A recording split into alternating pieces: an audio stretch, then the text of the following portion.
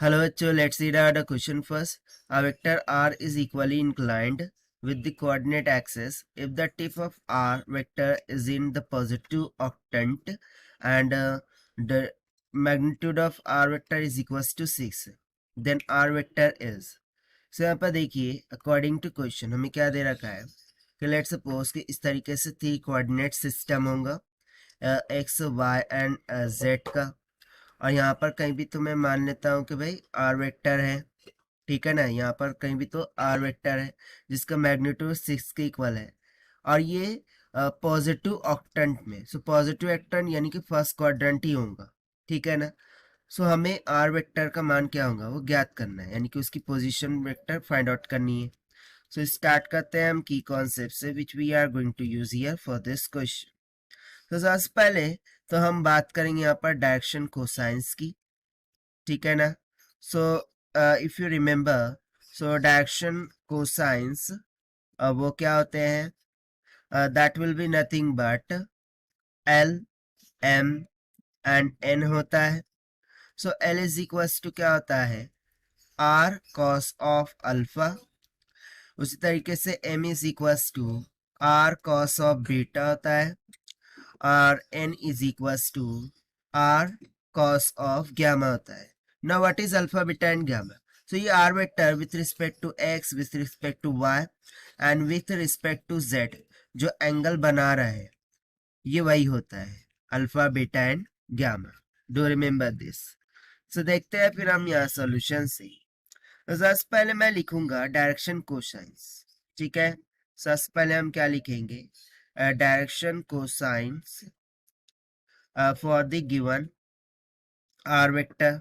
So since we know that कि जो L square plus में एम स्क्वायर प्लस में एन स्क्वायर होगा इसका मान इक्वल्स टू 1 होगा, ऐसा हमें दे रखा है ना। अकॉर्डिंग टू क्वेश्चन ये इक्वल डिस्टेंस पर है, यानी कि एल इक्वल्स टू एन है, ठीक है। ये हमें अकॉर्डिंग टू क्वेश्चन दे रखा है कि डायरेक्शन कोसाइंस इक्वल है L equals to M equals to N.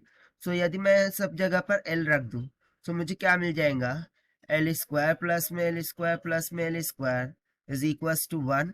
That means 3l का स्क्वायर इज इक्वल्स टू 1, यानी कि l square will be equals to 1/3। This implies that कि l will be equals to 1/√3, ठीक है। l का मान मिल गया, तो यही मान m का और n का भी हो जाएगा। तो सिंपली अब मैं डायरेक्शन कोसाइन यहाँ से लिख सकता हूँ।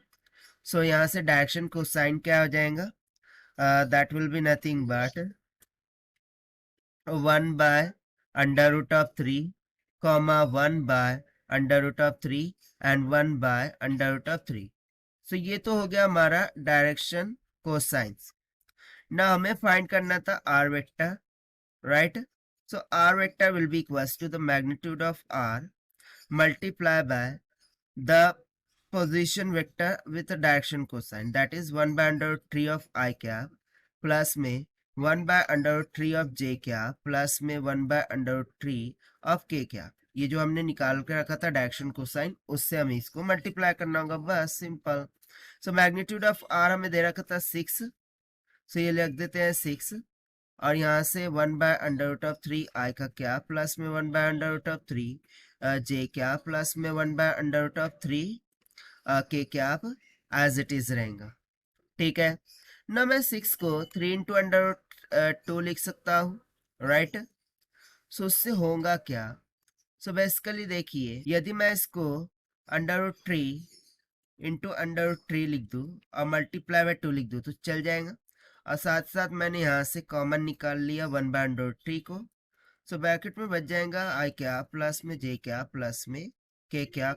सो एक √3 से √3 कैंसिल, एंड सिंपली मुझे आर वेक्टर किसके इक्वल मिल जाएगा, 2/3 in bracket I cap plus J cap plus k cap की equal।